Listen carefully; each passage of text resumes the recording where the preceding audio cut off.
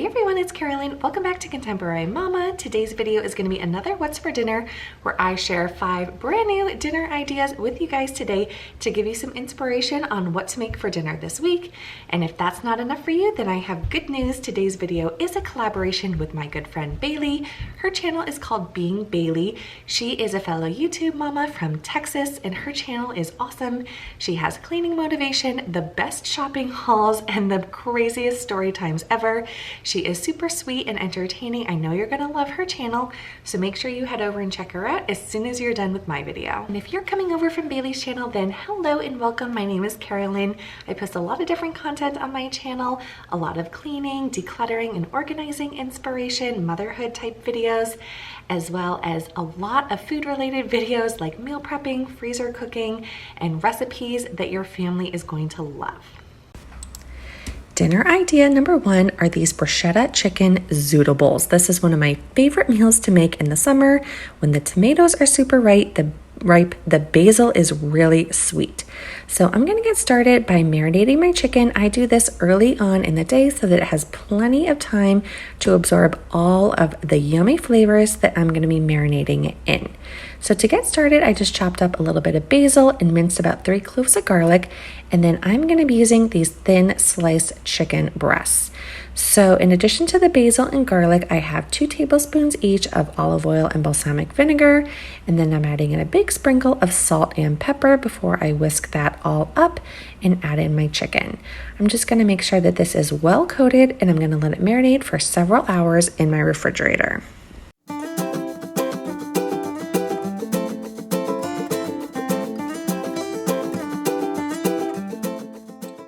Now, about an hour before dinner, it's time to make the actual bruschetta that goes in these bruschetta chicken bowls. So you can use 2 or 3 tomatoes. I'm just using 2 because mine were pretty big, but you can obviously use as many as your heart desires. So I'm just gonna go ahead and dice those up, and then I'm also gonna mince up 2 garlic cloves. I didn't go too crazy because it is going in raw, and I didn't want the garlic flavor to be too overpowering. Now I'm gonna grab a small handful of basil, mince that up as well, and then also dice up about 1/4 of a red onion. So I'm adding in another 2 tablespoons of olive oil, 1 tablespoon balsamic vinegar, another big sprinkle of salt and pepper, and I'm just going to mix this all up and let those flavors marinate for about an hour while I prepare the rest of the meal. Instead of pasta, I'm going to be using these zucchinis. I love zucchini in the summer because it's just so plentiful. And if you don't have a spiralizer, you should definitely invest in one. They're not that expensive, and it is a great way to use up a lot of zucchini in the summer. So as you can see, I have a giant bowl of zucchini noodles, and I ate half of this. But don't worry, it's like almost no calories at all. So that marinated chicken goes on the grill, and then right before you serve it, you can add in some fresh mozzarella cheese. You can use Parmesan, but I just love fresh mozzarella, and I think it goes really great in this recipe.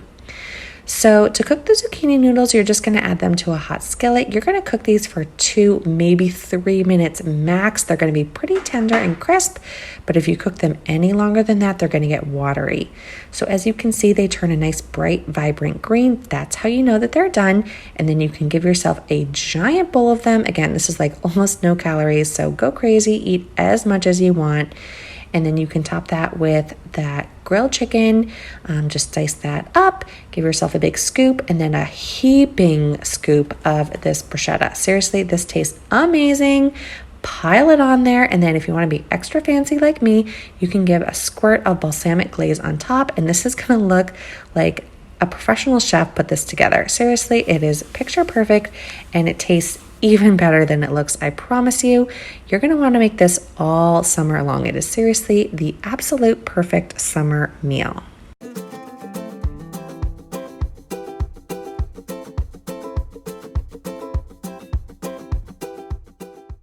So tonight for dinner, I'm going to be making the Skinny Taste Korean beef and rice bowls.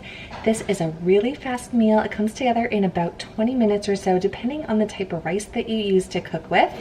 And my husband absolutely loves this meal, and he is always super happy when I make it. So I'm going to be using brown rice, but you can definitely substitute white rice if that's all you have, or you could use cauliflower rice if you're trying to eat low carb. But I'm gonna get started and show you exactly how this comes together. So I'm gonna get started by cooking my rice because that is what is gonna be taking the longest. Like I said, I'm making brown rice, which I just do a 2-to-1 ratio of water to rice and let that simmer until it's all absorbed. So over here, I have a hot skillet and I'm going to be browning up about 1 pound of ground beef. Just breaking that up for about 5 minutes until it is almost all the way cooked through. And then while I'm browning that up, I am also going to be creating this delicious, flavorful sauce for the beef. Now, I have all the ingredients listed here on the screen, but I always leave a link to the recipes in my description box so you don't have to write anything down as you are following along.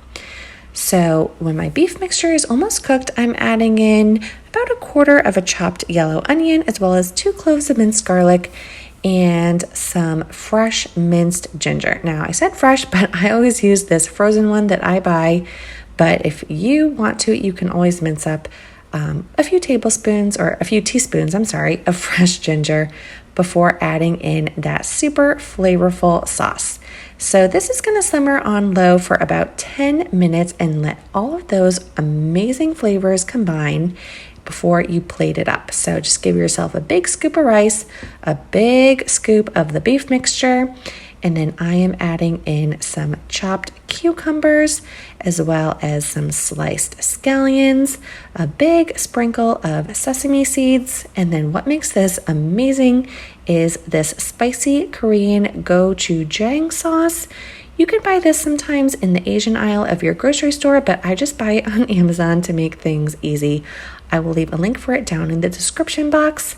And as you can see, you have a dinner that is almost too pretty to eat. But seriously, give it a try. You're gonna love it. So tonight for dinner, I am making a keto pizza. I saw this idea over on my friend Shauna's channel. So since she did a whole tutorial on it on a video, I'll just leave that link down in the description box for you and just breeze through it quickly so you can kind of get an idea of the ingredients and the process, and I'll let you know how it tastes. Now, this pizza dough uses a lot of cheese. So I'm starting out with 1.5 cups of shredded mozzarella cheese. And then to that, I'm going to add 1 ounce of cream cheese. Now, this is going to be popped in the microwave for 90 seconds, but you're going to do it in 30-second intervals and then give it a stir in between each interval in the microwave. So you just keep going until it is nice and well combined.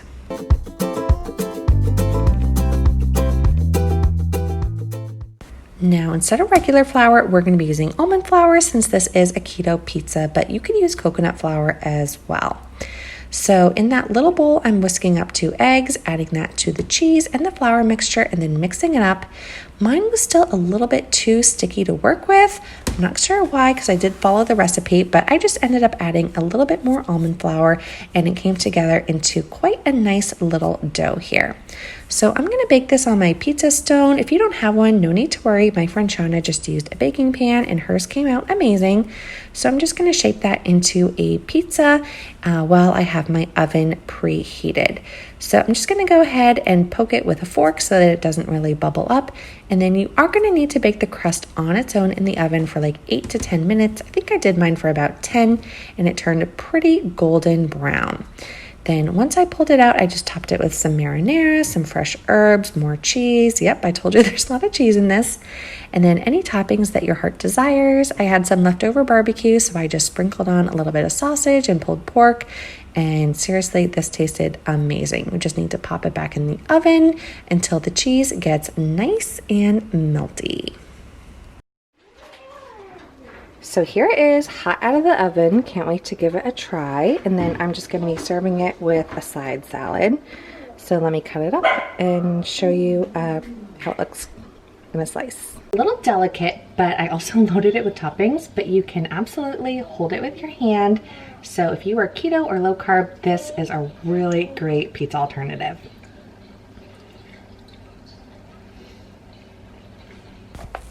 For tonight's dinner, I am making a creamy garlic chicken and serving it with a side of roasted asparagus. My friend Yovi sent me this recipe and it did not disappoint. So as you can see here, I'm starting with some chicken breast. I think this is about 1.5 pounds, and I am going to be pounding this thin. So since I'm cooking the chicken on the stovetop, I don't like them to be too thick because that just means that they cook for a long time, and there's just a greater risk that they'll either be over or underdone. So I'm pounding them thin, and it's just really important that you pound them to an even thickness. Again, you don't want one part to be overcooked and one part underdone. Now, instead of using breadcrumbs, this is actually going to get breaded in Parmesan cheese. So this is perfect if you're low carb. To the cheese, I'm just going to add some seasonings. This is parsley, Italian seasonings, and paprika. And then I also added in some salt and pepper because why not? So just mix that whole mixture up. And then you can warm up a skillet with maybe like a big tablespoon of butter. And then you can go ahead and start breading your chicken, even though we're not using breadcrumbs. So I just sprayed a little bit of cooking spray on them, and then I'm just dipping them in that cheese mixture until they are completely coated. And again, you want to do this on both sides. So get all your chicken mixed up in that cheese mixture, and then you can add it to that hot skillet that you melted that butter in. So this takes about 10 minutes to cook. You're going to do about 5 minutes per side until the chicken is completely cooked through, or almost completely cooked through, because it will cook a little bit more towards the end.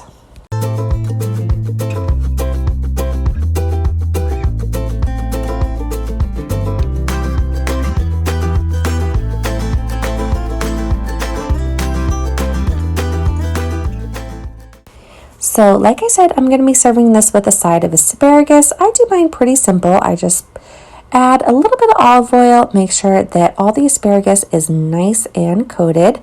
I always add in a sprinkle of salt, and I'm using this seasoning from Trader Joe's. It's just like an everyday seasoning.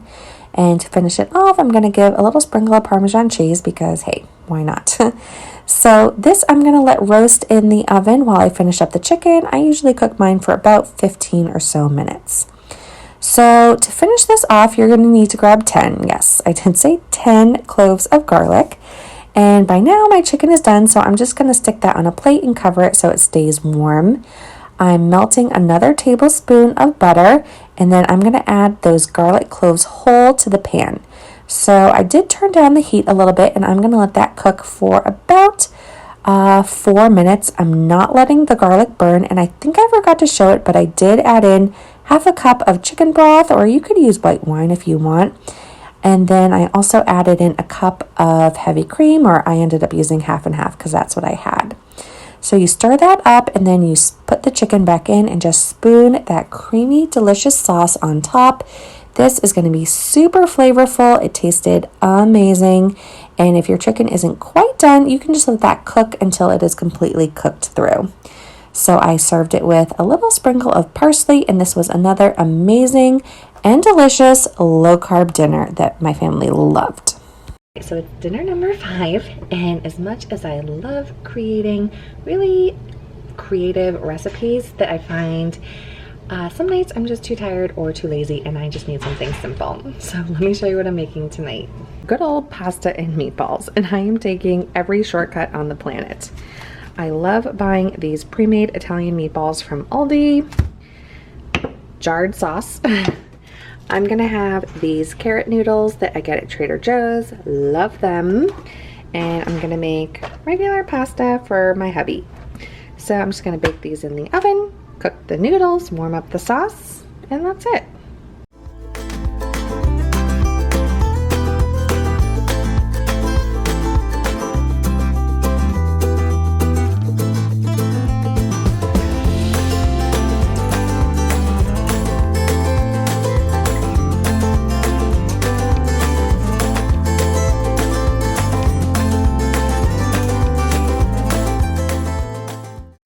I really hope that you guys enjoyed this video and that you got some great ideas on what to make for dinner this week.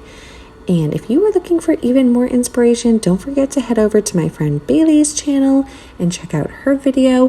Her channel and video are both linked down in the description box. So again, I want to thank you so much for watching. I'll see you on Tuesday with another brand new video. Bye guys!